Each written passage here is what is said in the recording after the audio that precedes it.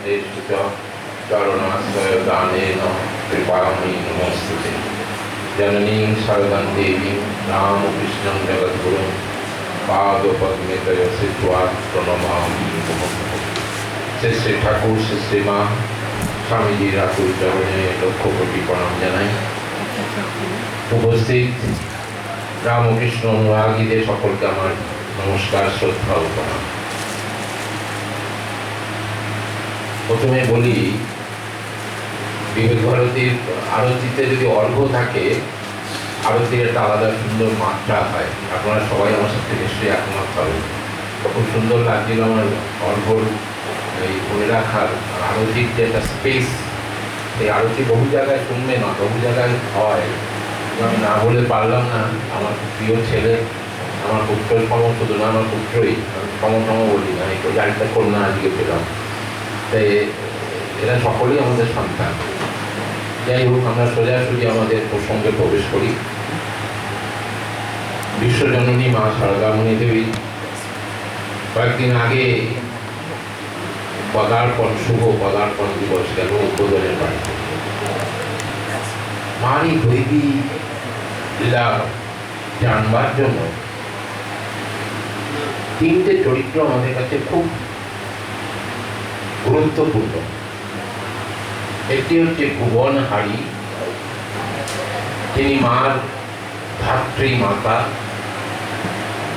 আরেকজন হচ্ছেন ভানু পিসি, যিনি মাকে সর্বদা, মার খুব খারাপ সময়ে প্রায় গোটা 10টা বছর মা খুব কষ্ট পেয়েছেন মানসিকভাবে, অত্যন্ত কষ্টে ছিলেন মানসিকভাবে। নানাবিধ মার কাছে নালিশ এসছে, দক্ষিণেশ্বর থেকে, কামারপুকুর থেকে, যে ঠাকুর পাগল, কুকুররা যেখানে খেতে দেওয়া হয়েছে সেইখান থেকে কুড়িয়ে খেয়েছেন, উলঙ্গ হয়ে থাকেন, তার খাবারের কোনো সময় নেই, জীবনের কোনো নির্দিষ্ট নিয়ম রেখা নেই। এই মতো অবস্থায় স্বাভাবিকভাবেই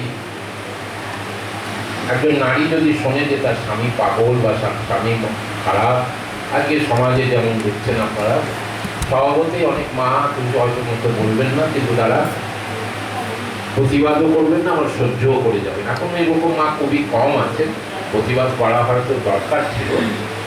তো মা এই তিনজন ছাড়া, এই দুজন ছাড়া আরেকজনের যদি জানতে হয়, মার দৈবী লীলা জানার জন্য তিনি হচ্ছেন ডাকাত বাবা, শ্রী শ্রী মা ও ডাকাত বাবা। আমার বাড়ি সুন্দর দিদিভাই আমাকে আসা মাত্র বলছে, আমি ডাকাত বাবা শুনেছি, কিন্তু পুরোটা শোনার খুব ইচ্ছা। তাই আমার ওনার ইচ্ছাকে সম্মান দিয়েই বলি আজকে আমি ডাকাত বাবাতে প্রবেশ করি। তবে ডাকাত বাবা এখানে আসবে না, কেমন? শ্রী শ্রী মা ও ডাকাত বাবা। আমার পুকুর জয়রামবাটি থেকে বিশ্বজননী মা শারদামণি দেবী হিসাব মতন 9 বার দক্ষিণেশ্বর এসছেন। আবার তুমি একটু সরিয়ে দাও, আমার কথা সবাই শুনতে পায়, আমার শুনতে অসুবিধা হবে, পাড়ার লোকেরাও শান্তি পাবে। হ্যাঁ, শুধু মনটা দিয়ে রাখবেন, তাহলেই হবে। মায়ের পায়ে মনটা দিয়ে রাখবেন, তাহলে আর কিছু করতেন না। যারা জোরে পরে আসছেন, ঢুকছেন, বসতে দিন, একদম চুপ। ঠিক আছে, ও পেছনে ওনারা এখানে বসতে পারে তো, জায়গা আছে তো?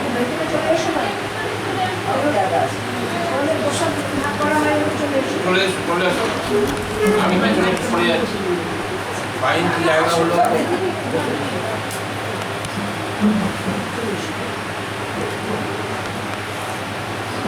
পারাস্তিক মা দক্ষিণেশ্বর কামারপুকুর থেকে দক্ষিণেশ্বরে এসছে। দক্ষিণেশ্বর কামারপুকুর বা জয়রামবাটি কামারপুকুর এই যাতায়াতটা করেছেন বার আসতে হিসাব মতো। কোনো কোনো লেখক 9 বার বলছেন, আমরা বার আসতে করতে থাকি, এটা আমাদের কাছে বিশেষ গুরুত্ব। এরকমই একটি 1877 সাল মা চতুর্থ বারের জন্য কামারপুকুর থেকে রওনা হয়েছেন দক্ষিণেশ্বরের জন্য। এদিকে মার আসার মাকে আসতে দিচ্ছিলেন না মা আত্মীয় স্বজনেরা, কারণ তার কয়েকদিন আগেই মা জ্বর থেকে উঠেছেন, দু পায়ে ভীষণ যন্ত্রণা, ভালোভাবে হাঁটতেও পারছেন না, কোমরে যন্ত্রণা, হাতে পায়ে যন্ত্রণা। কিন্তু যে একটা সুযোগ, প্রায় 30 জন লোক যাচ্ছেন মহাপ্রভু চৈতন্যের জন্মতিথিতে গঙ্গা স্নানের জন্য। গঙ্গা স্নানের জন্য যাচ্ছে, এই একটা সুযোগ, আমি গঙ্গা স্নানের উপলক্ষে যাই, সবাই আবার ফিরে আসবে কামারপুকুর, আমি দক্ষিণেশ্বরে থেকে যাবো। এমনিতে তো যাওয়ার সুযোগ হয় না, কেউ নিয়ে যায় না, কেউ বলেও না, আমি গিয়ে একটু দেখে আসি তাকে। এরকম একটা সুযোগ, তার সঙ্গে মায়ের সঙ্গী সাথীদের মধ্যে প্রায় 30 জন তারা রওনা হয়েছেন। এখানে ছিলেন ভূষণ মণ্ডলের মা, মার ছোটবেলাকার বান্ধবী সৌগুণী, মার সাথে ছিলেন লক্ষ্মী দিদি, শিবরাম, আর বাকি সকলে গ্রামের মানুষ। তাদের নাম কোথাও আমরা দেখতে পাইনি, এই 4 জনের নাম আমরা বইতে বা বিভিন্ন তথ্যেতে পাই। তারা রওনা হয়েছেন। রওনা হয়ে তখন কামারপুকুর থেকে হিসাব যদি বলি সবাই আজকে উঠবেন, জয়রামবাটি কামারপুকুর থেকে দক্ষিণেশ্বরের দূরত্ব হচ্ছে তখনকার দিনে 60 মাইল। 60 মাইল, সেই 60 মাইলের মধ্যে 52 মাইল হাঁটতে হতো। 52 মাইল হাঁটতে হতো, মাত্র 8 মাইল গঙ্গা বক্ষে যাত্রা করে দক্ষিণেশ্বরে পৌঁছানো যেত। বাকি 52 মাইল হাঁটতে হতো। কোনো গোযান ছিল না, অন্য কোনো যান ছিল না, পুরো হাঁটা ছাড়া, no option left out, only walking and walking. Kamarpukur থেকে 13 কিলোমিটার দূরে জাহানাবাদ, যে জাহানাবাদের নাম আজকে আরামবাগ, এই জাহানাবাদের নাম আজকে পাল্টে আরামবাগ হয়েছে ব্রিটিশ চলে যাওয়ার পরে। সেই আরামবাগে সবাই এসে পৌঁছলো। তখন অনেকটা সূর্য, অনেকটা রোদ রয়েছে, তখন আমরা অনেকটা যেতে পারবো। সেই আরামবাগের পরে ভয়ঙ্কর একটা নরহন্তাদের অঞ্চল আছে, যেই অঞ্চলটার নাম হচ্ছে তেলো ভেলো। তালিয়া এবং ভালিয়া দুটি বিখ্যাত গ্রাম, দুটি অখ্যাত গ্রাম, দুটি কুখ্যাত গ্রাম, সব দিক দিয়েই। এবার এই গ্রামের মানে আসল যে গুরুত্ব আমরা পরে আসছি, তো সেই তখন তারা ভাবছেন যে আমরা যদি এই কঠিন জায়গাটা পার হয়ে চলে যাই, আমরা তারকেশ্বরে অনেকটা কাছে চলে যাব, তাহলে সামনের রাস্তায় কোনো চটিতে আমরা বিশ্রাম করতে পারবো। কিন্তু অনেকটা যাওয়ার জন্য তাদের প্রয়োজন ছিল খুব দ্রুত গতিতে হাঁটা, কিন্তু মা তো হাঁটতে পারছেন না। মা সৌগুণী আর ভূষণ মণ্ডলের মায়ের সমবয়সী এবং মায়ের সাথী, মায়ের বান্ধবী, তারা মাকে ফেলে যেতে পারছেন না। তারা ঘুরে ঘুরে চলে আসছে। ওরা বলছে, সারদা তাড়াতাড়ি হাঁট না রে। আর সৌগুণী বলছে, সারু তাড়াতাড়ি হাঁট না। বলে, আমি অত হাঁটতে পারবো না, আমার পায়ে ভীষণ ব্যথা, তোমরা এগিয়ে যাও, আমি এত হাঁটতে পারবো না, আমি তোমাদের ঠিক ধরে ফেলবো। ঘটবে একটি লীলা ভারতবর্ষের ইতিহাসে, পৃথিবীর আধ্যাত্ম ইতিহাসে বিশ্বজননী মা শারদামণি দেবীর একটি দৈবী প্রকাশ আজকে ঘটতে চলেছে। তাই তার পায়ে ব্যথা, এটি বোধহয় একটি লীলা। পায়ে ব্যথাটাও একটি লীলা, কিন্তু তিনি মহামায়া, তিনি মহাদেবী। তিনি এসেছিলেন আমাদের না সেজে না বুঝে, এরমভাবে সাধারণভাবে তিনি এসে আমাদের সাথে লীলা করে গেলেন, আমাদের মধ্যে ছড়িয়ে দিয়ে গেলেন বিশ্ব মাতৃত্বের স্নেহ ছায়া। সবাই এগিয়ে গেছেন, প্রায় সন্ধে হয়ে আসছে। তারা আর পেছলেন না ভয়ে, ডাকাতের হাতে পড়বেন। সামনে 5 মাইল ব্যাসার্ধ মানে রেডিয়াস, ওরা ছোটো অঙ্কে করেছে, রেডিয়াসের অঙ্ক করেছে, তো সেই 5 মাইল একটা রেডিয়াসের একটা বিশাল অঞ্চল। সেই অঞ্চলটা হাফটা হচ্ছে ভালিয়া, হাফটা হচ্ছে তেলুয়া এবং তেলো ভেলো। চলতি কথায় মানুষের মুখে তেলো ভেলো, তেলিয়া এবং ভালিয়া, এই দুটি গ্রামের সংযোগস্থলে একটি শ্মশান কালীর মন্দির আছে। আর এই ডাকাতরা যখন ডাকাতি করতে যায়, আপনারা ইতিহাসও দেখেছেন, ডাকাতরা যখন ডাকাতি করতে যায়, তারা সাধারণত তারা কালী মূর্তি কালী পূজা করে, কালী মূর্তিতে পূজা করে, তারা পূজা দিয়ে ডাকাতি করতে যায়। এবং ডাকাতদের ইতিহাস বলে যে, সেই আমরা মানসিংহ ডাকাতের, এমনকি চম্বলের ডাকাতের ইতিহাস পড়েছি, কোনো জায়গায় কোনো ডাকাতে আঁকা যায় না, কারণ তারা একা 5 জন 6 জন 7 জন মিলে একটা ডাকাতি করার একটা দল তৈরি করা। সেই জন্যে তখন সমস্ত তার ডাকাতরা দিয়ে পূজা দিয়ে তারপরে ডাকাতি করতে হয়। অন্ধকার হয়ে গেছে, অন্ধকার হয়ে গেছে, মানে বাড়ি সুন্দর জায়গা, চারিদিক অন্ধকার। বিশ্বজননী কুলবধূ একাকিনী, চারিদিক অন্ধকার। ভাবছে নাট্য কোনো উপায় নেই, দস্যুর হাতে পড়তেই হবে। সবাই বোধহয় এগিয়ে গেল আমাকে ফেলে, দস্যুর হাতে পড়তেই হবে। কিচ্ছু দেখতে পাচ্ছেন না, চারিদিক অন্ধকার, কোনো আলোর ব্যবস্থা নেই, একটা সামান্য কুপি পর্যন্ত নেই। যেতে হবে পূবে। হাঁটতে হাঁটতে পশ্চিমে চলে গেলেন। পশ্চিমে গিয়ে ভাবছেন বোধহয় ভুল পথে গেছি, আবার চলে এলেন, আবার আরেকটা দিকে যাচ্ছেন। এই ভাবতে ভাবতে ভাবছেন এবার আর তো কোনো উপায় নেই, দস্যুর হাতে পড়তেই হবে। একাকিনী ব্রাহ্মণ কন্যা কুলবধূ, কামার পুকুরের কুলবধূ বিশ্বজননী মা সারদামণি দেবী দাঁড়িয়ে আছেন, ভাবছেন কোন দিকে যাব, কি করব। সামনে হাজির একজন দশাশয়ী চেহারার মানুষ, প্রায় 6.5 ফুটেরও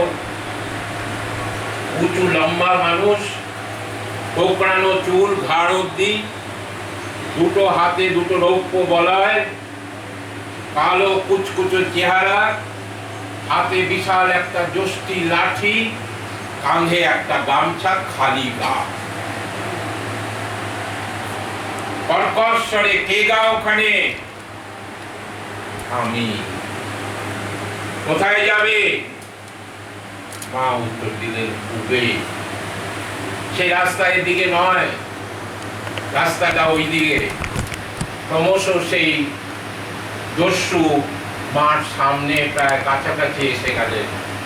তার ভাবান্ত হলো, তার ভাবের পরিবর্তন হলো, তার কর্কশ স্বর মিষ্টি স্বরে পরিণত হলো, পরিবর্তন। ভয় নেই, আমার সাথে মেয়ে লোক আছে, অর্থাৎ তার স্ত্রী আছেন, পেছনে পড়ে গেছেন। তিনি পেছনে পড়ে গেছেন, তখন বলছেন, বাবা কোথায় যাচ্ছিলে তুমি? বাবা আমি দক্ষিণেশ্বরে যাচ্ছিলাম।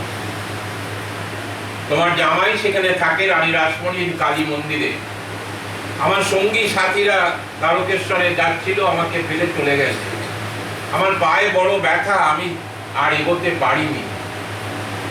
এর মধ্যে কথা বলতে বলতে পাশে এসে একজন নারী এসে দাঁড়ালেন। দৌড়ে মা গিয়ে তার হাত দুটো ধরে ফেলে বললেন, মা ভাগ্যিস বাবার এবং তুমি এসে পড়লে, নাহলে কি যে হতো আমি কিছু বলতে পারি না। তুমি আর বাবা ভাগ্যিস এসে পড়লে, নাহলে কি যে হতো আমি বলতে পারি না। তখন তারা ভাবছেন ব্রাহ্মণ কন্যা সেই পাইক দম্পতি বাড়ি ডাকাতদের বাড়িতে নিয়ে যাবেন। তাদের তখনকার দিনে এই সে যদি কোনো বাড়িতে গিয়ে রাত কাটায়, অমার্জিত অপরাধ,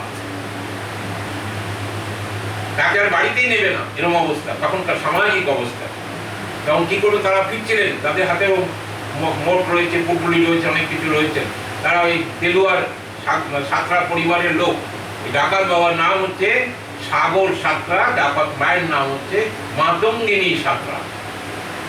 সাগর সাঁতরা এবং মাতঙ্গিনী সাঁতরা, বিখ্যাত সাঁতরা পরিবারে এই সাগর সাঁতরার জন্ম হয় 1849 সালে মকর সংক্রান্তির দিন। যেহেতু মকর সংক্রান্তির দিন তার জন্ম, তাই তার নাম মা তারা রানী রেখেছিলেন সাগর। তারা মাকে নিয়ে কোথায় যাবেন মহা চিন্তায় পড়ল। হাঁটতে হাঁটতে হাঁটতে হাঁটতে এলোমেলো প্রান্তরে গোটা মাঠ পেরিয়ে এসে, তখনকার দিনে চটি থাকতো, চটি মানে পায়ের চটি না, পান্থশালা, যেখানে গিয়ে মানুষ বিশ্রাম করতে পারতো, একটু জল পেত, কুয়ো থাকতো বা পুকুর থাকতো, জল পেত। আর ডিনার করার জন্য থাকতো মুড়ি মুড়কি, আর কিচ্ছু না, মুড়ি মুড়কি ছাড়া আর কিছু পাওয়া যাবে না। তখন মাকে নিয়ে তারা 3খানা দোকান ছিল সেই এলোমেলোর প্রান্তরে, তিনখানা দোকানের মধ্যে যে দোকানটিতে, প্রথম দোকানটিতে মাকে নিয়ে তারা দুজনে প্রবেশ করে বলছেন যে আমাদের জায়গা দাও। এই দোকানের মালিক মহেশ হাট্টি জানতে পারেনি কাকে জায়গা দিয়েছিলেন, সেই ধন্য মহেশ হাট্টি মুড়িওয়ালা। কিন্তু প্রথম দিকে তিনি রাজি হচ্ছিলেন না, সাগর সাঁতরার ওই পরিচয় জানেন বলে। তখন তিনি বললেন যে আমি থাকবো না, আমার কন্যা থাকবে, আমার কন্যা আজকে রাতে এখানে থাকবে।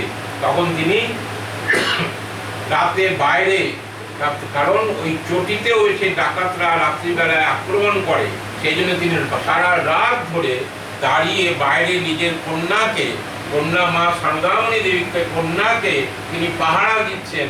এবং মাতঙ্গিনী সাঁতরা তার নিজের শাড়ির আঁচলটা খুলে তাকে শুইয়ে তাকে বিশ্রাম করে বলে, মা সারদা তুই শুয়ে পড়, তুই খুব ক্লান্ত, মা এমনিত ক্লান্ত, শরীরও দুর্বল। তখন তার কোনো খাবার কিছু নেই। মুড়ি আর মুরগি মা ডিনার করলেন, মুড়ি আর মুরগি দিয়ে ডিনার করে তাড়াতাড়ি করে শুয়ে দিলেন। ও 4টে না বাজতেই মাকে তারা রেখে দিলেন, চল তো তারকেশ্বর যেতে হবে, তোর লোকজন তো খোঁজাখুঁজি করছে।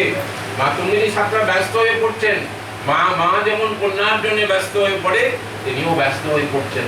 তাড়াতাড়ি করে ভোর 4টের সময় উঠেছেন। ভোর 4টের সময় উঠে এখন আমরা লাল চা খাই, তখন মায়ের কাছে কোনো লাল চায়ের ব্যবস্থা নেই, ওই চটিতেও লাল চায়ের ব্যবস্থা নেই। তিনজনে হাঁটছেন, সামনে সাগর সাঁতরা লাঠি নিয়ে যাচ্ছেন, আর মাতঙ্গিনী দেবী সামনের ক্ষেত থেকে কড়াইশুঁটি তুলে ছোট্ট সারদার মানে ছোট্ট কন্যার মতন তার হাতে দিচ্ছেন, আর তিনি খাচ্ছেন, একটা করে কড়াইশুঁটি খাচ্ছেন, আর নানা রকমের গল্প বলছেন, তাকে ভোলাচ্ছেন, তার ক্লান্তিকে ভোলাচ্ছেন। তারপরে সাগর সাঁতরাকে বলছেন, তুমি তো যাত্রা দলে অনেক গান করো, কয়েকটা গান করো না তুমি।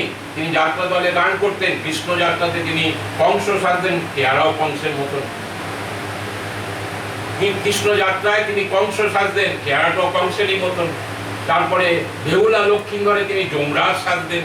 তাই নিজে গানও বানতেন, গান ভালো গাইতেনও, তার গানের গলাও খুব সুন্দর ছিল। ভারী সুন্দর কয়েকটি পরপর গান শোনালেন, তার মধ্যে একটি গান মায়ের খুব ভালো লেগেছিল। পরবর্তীকালে সে মা সেই গানটাকে গুনগুন করে গাইতেন, দক্ষিণেশ্বরেও গাইতেন। তারপরে সেই প্রায় 8:30টার সময় ঘড়ি ধরে লোকে দেখেছে যে প্রায় 8:30টার সময় তারা পৌঁছেছেন তারকেশ্বরে। তারকেশ্বরে পৌঁছে মাতঙ্গিনী দেবী বলছেন যে আমার মেয়ে সারা রাত কিছু খায়নি, তুমি গিয়ে তাড়াতাড়ি করে তারকেশ্বরে পূজা দাও। পূজা দিয়ে একটু ভালো দেখে মাছ নেবে, চুনো মাছ নেবে, ভালো দেখে মাছ নেবে, আনাজ নেবে। আমি আমার মেয়েকে রান্না করে খাইয়ে তারপরে বিদায় করব। আমি আমার মেয়েকে রান্না করে খাইয়ে বিদায় করব। তারপরে অন্য যারা মাকে খুঁজবেন তারা খুঁজছেন। ইতিমধ্যে ডাকাত বাবা গেছেন পুজো দিতে, জিনিসপত্র আনতে। এর মধ্যে বাকি লোকেরা সবাই এসে হই হই করে, কোথায় ছিলি রে? মা বলছেন, এই যে আমার মা যদি কালকে না থাকতেন, আমার মা বাবা দুজনেই এসেছিলেন, এরা যদি না থাকতো, তারা হতবাক, এরা মা বাবা কোথা থেকে হলো? কি এমন ঘটলো এক রাত্রের মধ্যে তাদের মধ্যে এমন সম্পর্ক হয়ে গেল। তারা রান্না করে খাওয়া দাওয়া হলো, সবাই মিলে আনন্দ করে খাওয়া দাওয়া হলো। যখন বিদায় বেলায় মাও কাঁদছেন, ডাকাত সাগর সাঁতরাও কাঁদছেন, ডাকাত মা মাতঙ্গিনী দেবীও কাঁদছেন। তিনজনেই হাপুস নয়নে কাঁদছেন। কি হলো? তিনজনে এত কাঁদছেন। তখন তাদের কান্না থামানোর জন্য সাগর সাঁতরাকে মা বলছেন, তুমি দক্ষিণেশ্বরে এসো। তখন সাগর সাঁতরা কাঁদতে কাঁদতে বলছেন, আজকে আমার পায়ের বেরিয়ে এই মেয়ে ছেলেটা যদি না থাকতো, আমি মা তোকে দক্ষিণেশ্বরে বাবার কাছে পৌঁছে দিতাম। এই মেয়ে ছেলেটা আমার সাথে রয়েছে বলে আমি যেতে পারছি না, কারণ ওখানেও ডাকাতের ভয়। সামনে কৈখালার মাঠ, সেইখানেও ডাকাতের ভয়, দিনের বেলাও ডাকাতি হয়। এমন মানে কঠিন তখন সামাজিক অবস্থা। সেই জন্য তখন তাদের সাথে, কিন্তু মা বললেন যে তোমরা দক্ষিণেশ্বরে আসবে বলো। ছোট ছোট বাচ্চারা, শিশুরা, এই ছোট মামনি, ওই মামনি, এই মামনিরা ছোটবেলায় স্কুলে পড়তো, 3 সত্যি করনি, 1 সত্যি, 2 সত্যি, 3 সত্যি। অর্থাৎ you can't go back to your words. অর্থাৎ তুমি বলো যে 3বার বলো যে তুমি দক্ষিণেশ্বরে আসবে এবং আসবে। তখন সাগর সাঁতরা এবং মাতঙ্গিনী দেবী দুজনেই বললেন, হ্যাঁ আমরা আসবো। পরবর্তীকালে তারা 3বার ঠাকুর শ্রীরামকৃষ্ণ সান্নিধ্যে দক্ষিণেশ্বরে এসেছেন। ঠাকুর তাদেরকে জামাই আদরে নিজে জামাই রোল যেমন প্লে করে শ্বশুর শাশুড়িকে, তেমনি তাদেরকে সেবা যত্ন আপ্যায়ন করেছেন। এবং সাগর সাঁতরা মাতঙ্গিনী দেবীও মা ঠাকুরের জন্য এবং মা ভক্তদের জন্য অনেক মিষ্টি ফল এটা সেটা সব নিয়ে গেছে। কি সম্পর্ক দেখুন। এবার আসি ডাকাত সাগর সাঁতরা ঠিক সত্যি কি তিনি ডাকাত? না, পেশায় তিনি ডাকাত ছিলেন না, তিনি ছিলেন পাইক, লেঠেল। তবে হ্যাঁ, তাকে সবাই ভয় পেত। শ্রী মা বলছেন, হয়তো বা কখনো কখনো আমার ডাকাত বাবার ডাকাতি করে থাকতেও পারে। মায়ের সাথে যেদিনকে দেখা হলো সেদিন ফাল্গুন মাসের শেষ দিন, ফাল্গুন সংক্রান্তি। তার কিছুদিন আগে এই দম্পতি প্রথম সন্তান, কন্যা সন্তান মারা যায়। বাবা মা বলে রাখার কেউ ছিল না। তাদের দেহ মন ব্যথিত। হঠাৎ একটি কন্যা সামনে এসে তাদের বাবা এবং মা বলে ডাকছে, তাদের মন বিগলিত হলো। মা সারদা যেন তাদের কন্যা, বহু জন্ম জন্মান্তরের কন্যা। তাই তারা তাদের সাথে এত ভাব, এত আনন্দ, সব কিছু যেন অংশীদার হয়ে উঠলেন শ্রী শ্রী মা সারদা দেবী। হ্যাঁ, পরবর্তীকালে 8 বছর বাদে ডাকাত সাগর সাঁতরা এবং মাতঙ্গিনী সাঁতরার 3টি সন্তান হয়। প্রথম 2টি সন্তান বিহারী সাঁতরা ও মেহারি সাঁতরা। তৃতীয় কন্যা দুর্গাবালা। তারা 2 বছর 2.5 বছরের ডিফারেন্স সবার বয়স। এই মেহারি সাঁতরার একটা ঘটনা বলি। পরমেশ্বরানন্দজি, আপনারা অনেকে নাম শুনেছেন, কিশোরী মহারাজ, জয়রামবাটির মায়ের বাড়ির মন্দির হওয়ার পরে প্রথম অধ্যক্ষ মহারাজ। ওনাকে আজকে স্মরণ না করলে, ওনাকে আজকে প্রণাম না জানালে, সেই মায়ের এত বড় সন্তানকে যদি আমরা আজকে শুধু স্মরণ না করি, তাহলে আজকে প্রসঙ্গ শেষ হবে না। এই পরমেশ্বরানন্দজি একদিন, মা তখন দেহে আছেন জয়রামবাটিতে, পরমেশ্বরানন্দজি তার স্মৃতি কথায় লিখছেন যে মা আমাকে কোনো নির্দেশ দেওয়ার জন্য ডেকেছেন। মা তখন কোনো একটা কথা বলবার জন্য ডেকেছেন পরমেশ্বরানন্দজিকে, কিশোরী মহারাজকে। পরবর্তীকালে তার নাম হয় পরমেশ্বরানন্দজি। তখন একটি উদ্ভ্রান্ত অবস্থা, একটি ডাকাত, এই একটি ছেলে এসে বলছে মাকে। তখন তো মা যখন জয়রামবাটিতে থাকতো, যে খুশি আসতো মার কাছে দীক্ষা নিত। মার কাছে দীক্ষা নেওয়া যেন একটা মানে কোনো ব্যাপারই না, আসলেই মা তাকে দীক্ষা দিয়ে দিতেন। এসে তখন বলছে, মা আমাকে দীক্ষা দেবে? তখন মা বলছে, আমার শরীরটা বাবা আজকে ভালো নেই, তুমি কয়েকদিন বাদে এসো দীক্ষা নিতে। তখন তিনি চিৎকার করে বলছে, হ্যাঁ, আমাকে কেন দীক্ষা দেবে? তুমি ডাকাতের মেয়ে হতে পারো, ডাকাতের মা হতে পারো না। ডাকাতের মেয়ে হতে পারো, ডাকাতের মা হতে পারো না। তখন মা চমকে গেছে, কে তুমি? তুমি আমায় চিনতে পারোনি? আমি তোমার ডাকাত বাবার ছেলে মেহারি। আমি তোমার ডাকাত বাবার ছেলে মেহারি। মা সঙ্গে সঙ্গে কিশোরী মহারাজকে আয়োজন করিয়ে মেহারিকে দীক্ষা দিলেন। কিন্তু মেহারি বেশি দিন বাঁচেননি। শেষ সময়ে হয়তো মার কাছে মুক্তি পেয়ে গেলেন, 20-22 বছরে তিনি চলে গেলেন। সেই কথায় বিহারীর ছেলে কিশোরী সাঁতরা পরবর্তীকালে কিশোরী মহারাজের কাছে এই কথাটি বলেছিলেন। এই কথাটি আজকে না উচ্চারণ করলে ডাকাত বাবার কথা শেষ হতো না। যাই হোক, ডাকাত বাবার কথা ফিরে আসি। ডাকাত দম্পতি, তাদের জীবনটা বড়ই দুঃখের, অত্যন্ত দারিদ্রতায় ক্লিষ্ট তখন অবস্থা। এই তেলোভেলো গ্রাম হচ্ছে আরামবাগের মহকুমার অধীনে। ব্রিটিশ রেকর্ড অনুসারে সব থেকে লোয়েস্ট ল্যান্ড, সব থেকে নিচু জমি, এবং প্রতি বছর 4-5 বার বন্যা হয়। এবং প্রতি বছর যখন বন্যা হয়, মানুষের ধান ফান, আলু ফালু সব নষ্ট হয়ে যায়। 4 থেকে 5 বার একটা রেনি সিজনে বন্যা হওয়া যে কত ক্ষতিকারক সেটা অন্যরা কেউ বুঝতে পারতো না। তাই তখন ব্রিটিশ গভর্নমেন্ট কিছু দেখতেও না, মানুষের দুর্দশার সীমা ছিল না। তাই তিনি কি কাজ করতেন, তাল গাছের ইজারা নিত, 100-150 তাল গাছের ইজারা, সারা রাত ধরে তাল গাছে উঠছে, তাল গাছে তালের রসের ওই একটা লাগিয়ে দিয়ে, হাঁড়ি লাগিয়ে দিয়ে, আপনারা যারা গ্রামে দেখেছেন, এখন শহরে সব দেখা যাবে না। আর এরা এদের কাছে এখন যেগুলো কল্পনা মাত্র, ওরা দেখেনি। হ্যাঁ, গুগল খুললে হয়তো দেখবে, গুগল খুললে সব পাবে, মা পাবে না, সব পাওয়া যাবে গুগল খুললে।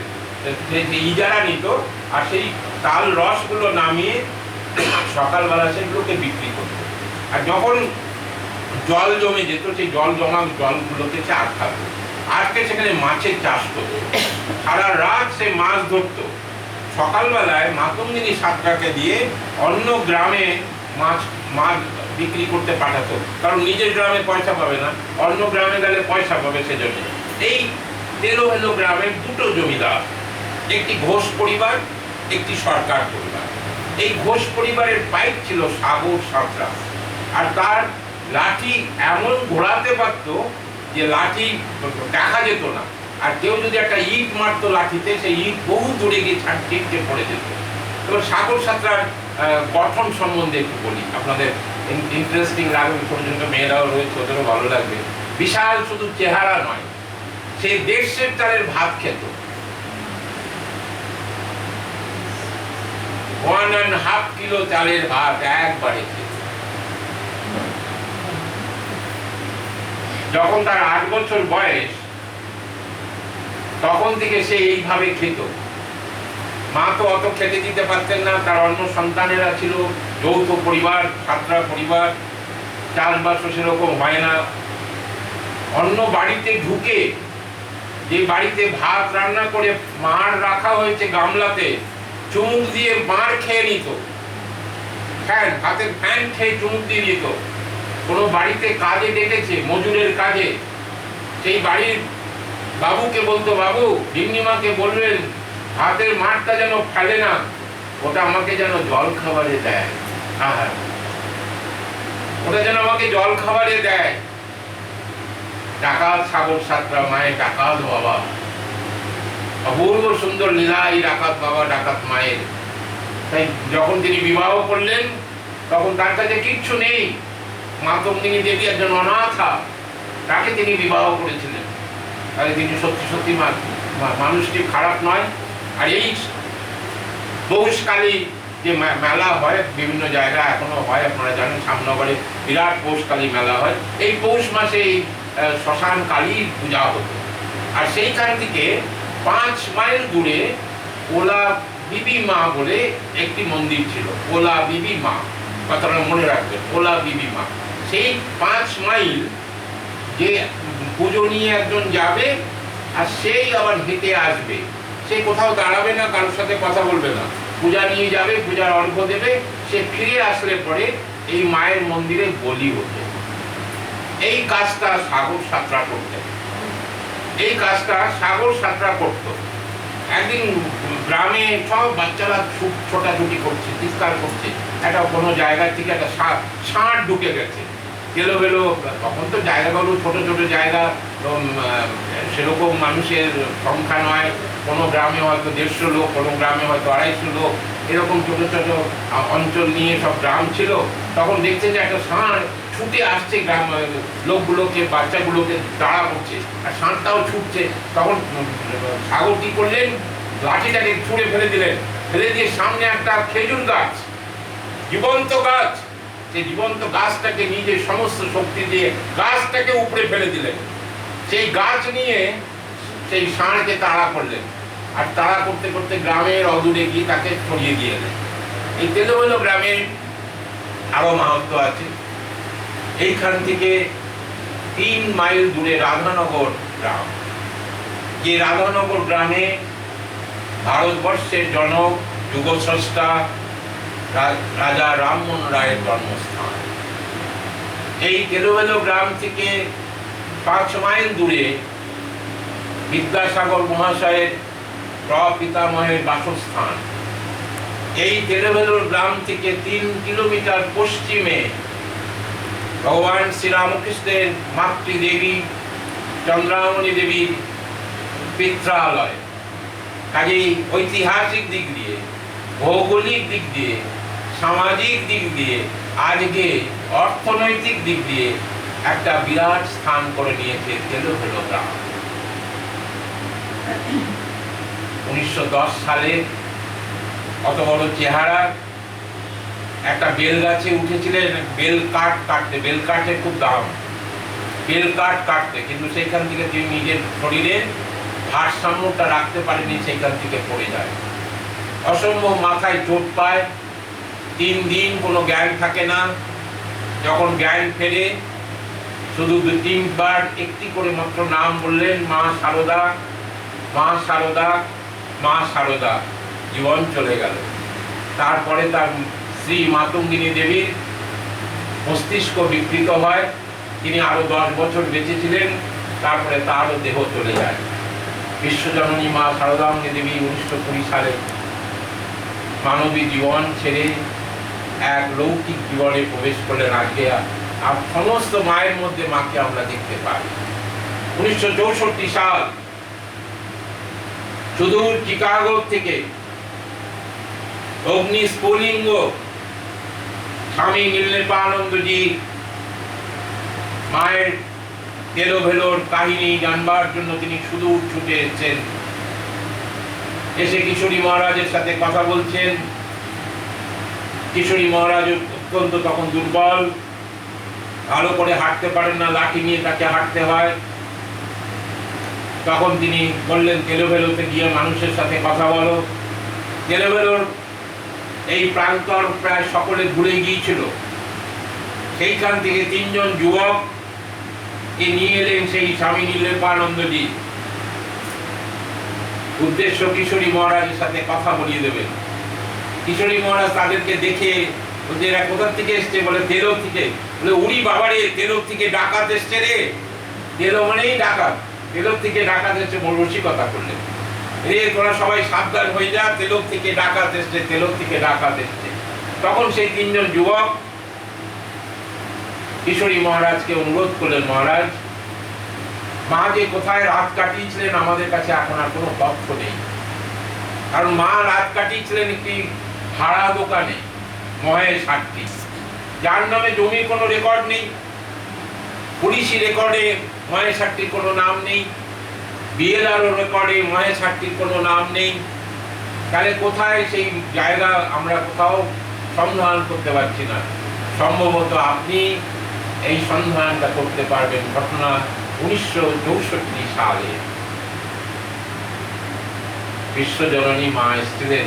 সেই গ্রাম কি ধন্য হবে না? নিশ্চয়ই হবে। শুধু ধন্যই হবে না, রামকৃষ্ণ সারদার দ্বাদশ মণ্ডলেও প্রবেশ করবে এই তেলোভেলো। আসি, আমরা সময় বোধহয় কম, আমাকে ঘন্টা দাঁড়িয়ে দেবেন। হ্যাঁ, তাড়াতাড়ি শেষ করতে হবে, বলেছি 45 মিনিটের মধ্যে শেষ করতে হবে। ওইখানে এত নিয়ম মানে সময়ের ব্যাপার ছিল না। এখানে একটা আলাদা একটা সংগঠন, যুদ্ধ এইসব বন্ধ করতে হবে, ঠাকুর শোয়াতে হবে, অনেক কিছু ব্যাপার আছে। যাই হোক, আমি চেষ্টা করি পুরো ব্যাপারটা আপনাদের সঙ্গে তুলে ধরার। খুব সুন্দরভাবে তারা মহারাজকে নিয়ে এলেন। মহারাজ এসে থাকবেন কোথায়? গিরি বাড়িতে তো সন্ন্যাসীরা সাধারণত থাকতে চান না। আসলেও আমাদের বাড়িতে হয়তো প্রসাদ নিলেন, খেলেন, কিন্তু রাত কাটাবেন, এটা সন্ন্যাসীদের একটা ধর্ম। তখন তার জন্য আলাদা একটা থাকার ব্যবস্থা করা হলো। তিনি 3 দিন ধরে ঘুরে বেড়ালেন। 3 দিন ধরে ঘুরতে ঘুরতে শুধু তার মনে ছিল যে সেই 3টে চটির পাশে একটা পুকুর ছিল। 3টে চটির পাশে একটা পুকুর ছিল, শুধু 3টে, এইটুকু তার মনে ছিল। আর কিশোরী মহারাজ ঘুরছেন, এখানে যাচ্ছেন, ওখানে যাচ্ছেন, বিএলআর অফিসে গেছেন, পুলিশ রেকর্ডের জন্য গেছেন, এমনকি ডিস্ট্রিক্ট ম্যাজিস্ট্রেট বারিক বরণ চট্টোপাধ্যায় পরবর্তীকালে তিনি খুব সাহায্য করেছিলেন। আজ গত সময় নেই বলবার, আমি শুধু নামটা বলে দিলাম। তিনি তখন ঘুরতে ঘুরতে হঠাৎ একটা জায়গায় তার শিহরণ হয়। কিশোরী মহারাজের শিহরণ হলো। যেই লাঠিটা রাখলেন তখন তার সারা শরীর যেন কাঁপছে। তখন তিনি তার সঙ্গী যারা রয়েছেন তাদের মধ্যে পঞ্চানন মুখোপাধ্যায় বলে একজন খুব সিনিয়র স্কুল টিচার, তাকে পাঁচু ঠাকুর বলে ডাকতেন কিশোরী মহারাজ। ও পাঁচু ঠাকুর, শোনো শোনো, আমি পেয়ে গেছি, মা এইখানেই বিশ্রাম করেছিলেন, এইখানেই মার আশ্রম হবে, এইখানেই মার আসন হবে, মা এইখানেই ছিলেন, মা এইখানেই ছিলেন বলে তার হাত পা কাঁপছে, চোখ মুখ লাল হয়ে গেছে, তার কিরকম একটা অদ্ভুত একটা চেহারা হয়েছে। সকলেই পঞ্চানন মুখোপাধ্যায় বলছেন কেউ মহারাজকে স্পর্শ করো না, কারণ এই সময় মা তাকে দেখা দিয়েছেন, মা তাকে বুঝিয়ে দিয়েছেন, অতএব এখন কেউ স্পর্শ করে তার সেই যে প্রকৃতি, সেই প্রকৃতিটাকে কেউ নষ্ট করো না, সেই শক্তিটাকে কেউ নষ্ট করে দিও না। এই তুমি আস্তে আস্তে আস্তে আস্তে আবার বিশাল একটা দীর্ঘ নিঃশ্বাস ছেড়ে বললেন মার আসন এইখানেই হবে। সেই জায়গাটাকে এরকম করে গোল করলেন, গোল করে সেই জায়গায় কোন দাগ নাম্বারে আছে সেই দাগ নাম্বারের মালিককে সমস্ত কিছু বিএলআরও রেকর্ড থেকে বার করে, যাতে পরবর্তীকালে রামকৃষ্ণ মঠ মিশনকে কেউ দুর্নাম না করে, বা যারা এর আয়োজন করবে, যারা মায়ের মন্দির তৈরি করবে কেউ যাতে দুর্নাম করে, সেই জন্যে কিশোরী মহারাজ নিজেই গিয়ে বিএলআরও অফিসে সেই জায়গার মালিকের নাম বার করলেন, আশুতোষ ঘোষ মহাশয়। মহাকৃপণ, কাউকে একটা পয়সা দেন না। আশুতোষ ঘোষ মহাশয়, তার জমি, তার জমিতেই 3টে চটির দোকান ছিল, তার একটা চটির দোকানের মুড়ি মুড়কি বিক্রি করতেন মহেশ হাট্টি, ধন্য মহেশ হাট্টি। মাকে তিনি জায়গা দিয়েছিলেন, মাকে তিনি স্থান দিয়েছিলেন, মাকে তিনি রাত্রিবাস করতে দিয়েছিলেন। তারও নাম, মায়ের সাথে যতদিন মায়ের নাম থাকবে, মায়ের সাথীর নাম থাকবে, যতদিন সূর্য চন্দ্রমা থাকবে, সাগর সাতরা, মাতঙ্গিনী সাতরার নাম থাকবে। সেইখানকার শুরু হলো অনুসন্ধান, সেই জায়গা কার। আশুতোষ ঘোষকে ধরা হলো, আশুতোষ বাবুকে বলা হলো, না এই জমি আমি দিতে পারবো না, এই আমার পারিবারিক সম্পত্তি অমুক তমুক। তাকে মায়ের অনেক কথা টথা বলার পরে তিনি রাজি হলেন 5 কাঠা জমি দেবেন। 5 কাঠা জমিতে মায়ের মন্দির কি করে হবে? মায়ের মন্দির তৈরি করতে গেলে বড় জায়গা দরকার, আলোচনা হবে, উৎসব হবে, কত জায়গা কোথায়? তখন তিনি অনেক এটি করার পরে 12 কাঠা জায়গা দিলেন। 12 কাঠা জায়গা গিয়ে আরামবাগে মৌরি নিশিকান্ত দে বিনা পয়সায় তাকে দলিল ফলিল সব করে দিলেন। তিনি যখন বাড়িতে এসে বলছেন যে আমি এই জায়গাটা লিখে দিয়েছি মায়ের মন্দিরের জন্য, তার ছেলেরা ভয়ঙ্কর রেগে গেল যে ওখানে মন্দির টন্দির কিছু হবে না, ওখানে ছুরিখানা হবে, ওখানে লোকে বদমাইশি করবে, তুমি কেন লিখলে? তখন তিনি রাগ করে বাড়ি থেকে রাগ খেয়ে বেরিয়ে গেলেন, গিয়ে তার নিজের কন্যার বাড়িতে গিয়ে পৌঁছালেন। কন্যাকে গিয়ে বলছেন এই সব কথা পড়ার পরে কন্যা বলছেন তুমি বেশ করেছো, তোমার জিনিস তুমি দিয়েছো, ওদের যদি এত অসুবিধা থাকে ওদের তার ডবল জায়গা আমি কিনে ওদেরকে দেবো, তার ডবল জায়গা আমি কিনে। মায়ের কৃপাতে আর জমি তার জন্য কিনতে হয়নি। এই 1965 সালে মায়ের অবস্থান স্মৃতি উৎসব ফাল্গুন মাসের শেষ দিনে শুরু করলেন কিশোরী মহারাজ। তখন ভোগ নিবেদন করা যেত না নানাবিধ কারণে। ছোট্ট 3টে চালাগড়ের মন্দির করা হলো, ওপরে ছাউনি খড়ের, পাশে দরমা। 3 বছরের মধ্যে বন্যাতে ভাসিয়ে নিয়ে চলে গেল। কোন রকমে মা ঠাকুর স্বামীজির পর একজন জড়িয়ে ধরে সেই জলের মধ্যে চুবে বসেছিলেন প্রায় 16 ঘন্টা। তারপরে তিনি তার বাড়িতে যেতে পেরেছিলেন। ঠাকুর মা স্বামীজি যেন তার বাড়িতে গিয়ে থাকবেন বলেন।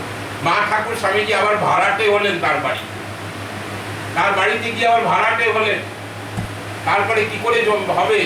সেই বাড়ির বরণ চট্টোপাধ্যায় তিনি অনেক সরকারি সাহায্য করে সেই জায়গাটাকে উঁচু করে, সেই জায়গাটাকে সুন্দর করে তৈরি করে দিলেন যাতে মায়ের আগামী দিনে মন্দির হয়। ততদিনে প্রায় 8টা বছর কেটে গেছে। বিভিন্ন ঘাত প্রতিঘাতের মধ্যে অনেক লোক চলেও গেছে, যারা স্টিলে নিয়ে গিয়ে তাদের মধ্যেও অনেকে চলে গেছেন। কিশোরী মহারাজ অবসর নিয়েছেন, এসেছেন এখন গৌরী সারানন্দ মহারাজ, রামময় মহারাজ। আমার সৌভাগ্য, আমি সবার সাথে শেয়ার করতে আমার খুব ভালো আনন্দ হচ্ছে, এই দুজনকে আমি দর্শন করেছি। তো কিশোরী মহারাজকেও 2 হাতে আমি এবং আমার স্ত্রী 2 হাত দিয়ে 2 পায়ে আমার প্রণাম করতে পেরেছি জয়রামবাটিতে গিয়ে। আবার রামময় মহারাজকে আমি খুব ছোটবেলায় প্রণাম করেছিলাম লাখনো মঠে। উনি একটা গাছ লাগিয়েছিলেন, প্রসঙ্গত বলে রাখি, একটা গোলাপ গাছ লাগিয়েছিলেন। এই গোলাপ গাছে একটা ফুল হতো সাদা গোলাপ, একটা ফুল হতো লাল গোলাপ। সেই লখনৌ মঠে সেই গাছটা বহুদিন ছিল রামময় মহারাজের স্মৃতির উদ্দেশ্যে। তখন রামময় মহারাজ এসছেন, আর উনি তখন বিশ্রামের জন্য বিশ্রামাগার থাকেন।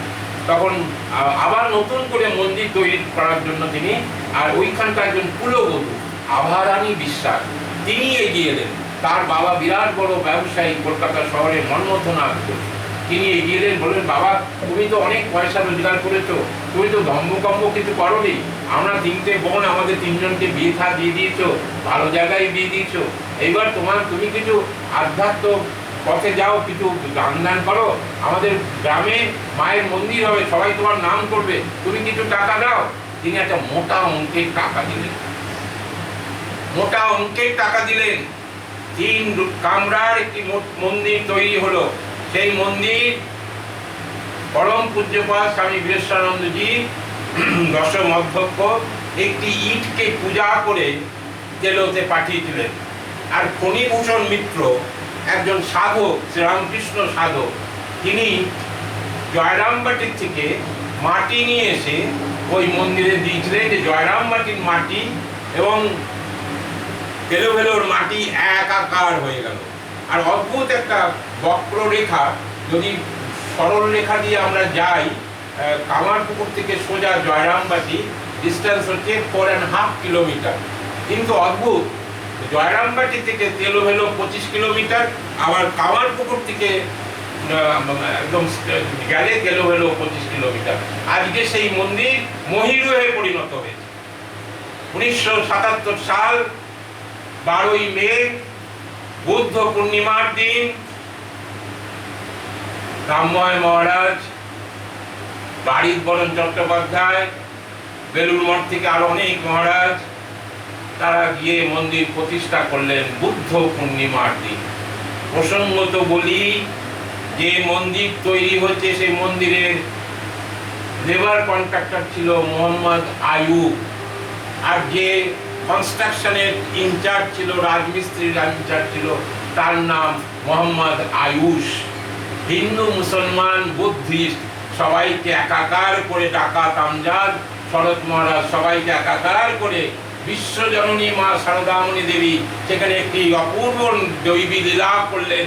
যে দৈবী লীলার পরিমাপ, যে দৈবী লীলার অবলোকন আমরা আজও করতে পারিনি, আজ মহিরু হয়ে পরিণত হয়েছে। তেলো রামকৃষ্ণ সারদা সেবাশ্রম, এখন এই নামে রেজিস্ট্রি হচ্ছে।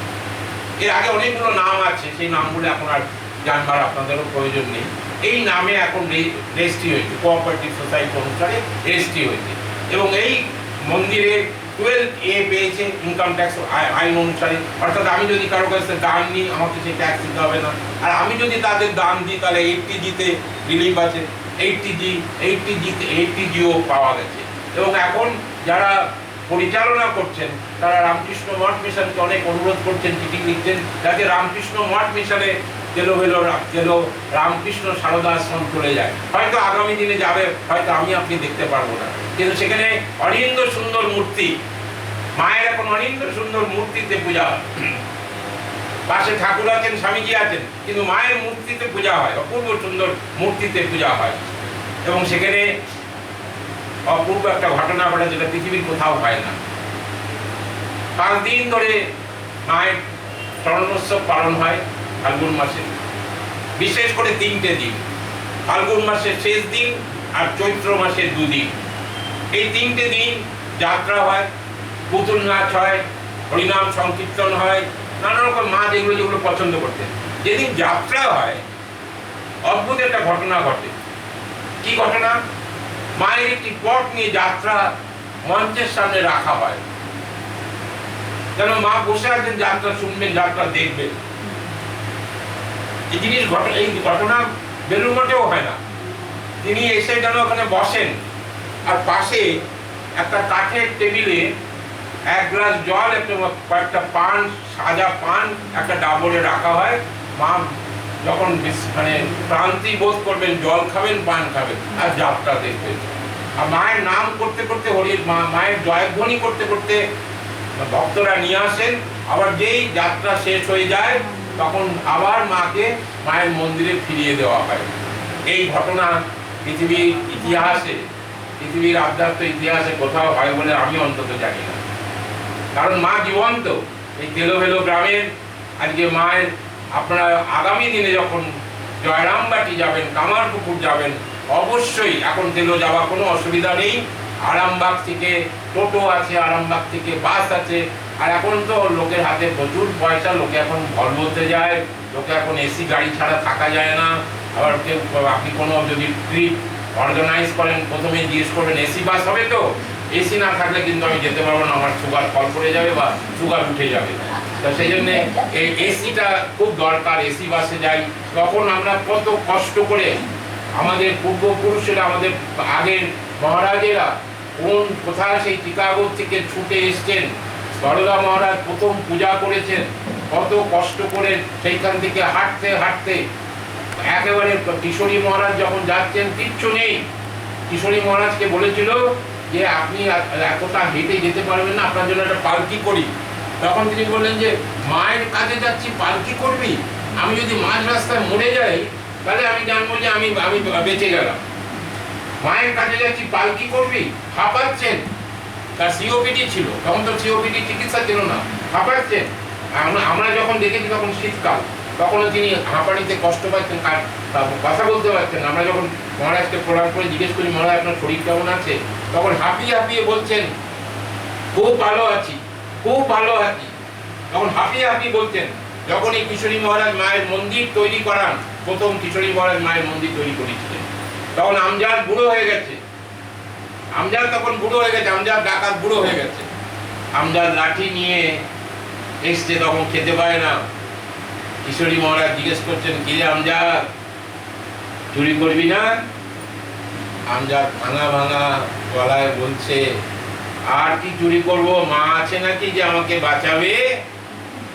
তখন কিশোরী মহারাজ আমজাদকে ওইখানকার যত লেবারদের হেড করে তাকে বসিয়ে রাখলেন, তুই দেখবি কেউ ফাঁকি মারছে কিনা। কিছুই না, just to create an opportunity for employment so that he can get his food.